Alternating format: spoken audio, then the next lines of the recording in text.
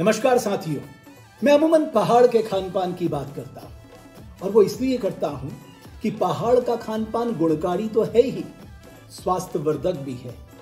हमारे पुराने लोग क्यों दवाइयों से दूर रहते थे, क्यों लंबी आयु जीते थे? क्योंकि उनका खानपान बहुत अच्छा था। वो पहाड़ का जैविक खानपान खाते थे, वो मोटा अनाज इस्तेमाल करते थे, वो हर्ब्स इस्तेमाल करते थे, वो जो हमारी ऑर्गेनिक सब्जियां हैं उसका इस्तेमाल करते थे और इसीलिए वो स्वस्थ रहते थे। लेकिन आज हमारा खानपान बहुत बिगड़ गया है।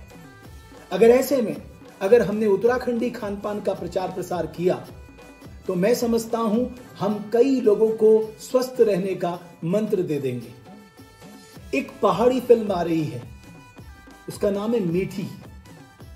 मीठी फिल्म लाने के पीछे पहाड़ के खानपान के प्रचार प्रसार का ही जिक्र है और checkers film and entertainment private limited इस फिल्म को लेकर आ रहा है।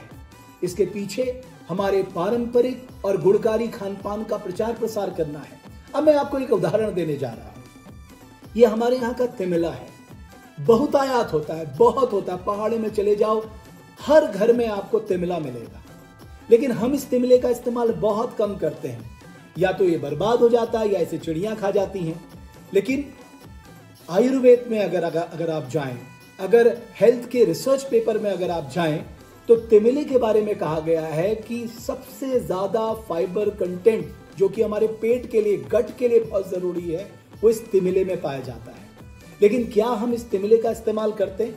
हमारे घर में तो तिमिले का रायता भी बनता है, तिमिले की सब्जी भी बनती है, तिमिले का अचार भी बनता है।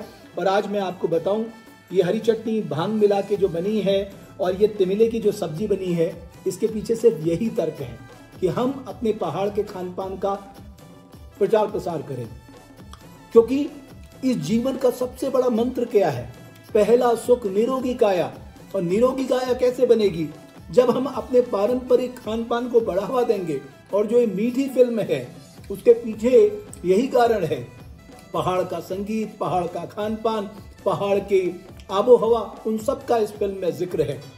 इस फिल्म के सहारे हम जो खानपान को बढ़ावा दे रहे हैं, अगर हर उत्तराखंडी खानपान को, पहाड़ के खानपान को, जैविक खानपान को, गुणकारी खानपान को, स्वास्थ्यवर्धक खानपान को बढ़ावा देगा, मैं समझता हूं आने वाले समय में हम भी और हमारी पीढ़ी भी स्वस्थ रहेगी। और याद रखिए, हमारे शास्त्र कहते हैं, पहला सुख निरोगी काया, दूसरा सुख घर में हो माया, तीसरा सुख सुतवंती नारी, चौथा सुख सुत आज्ञाकारी।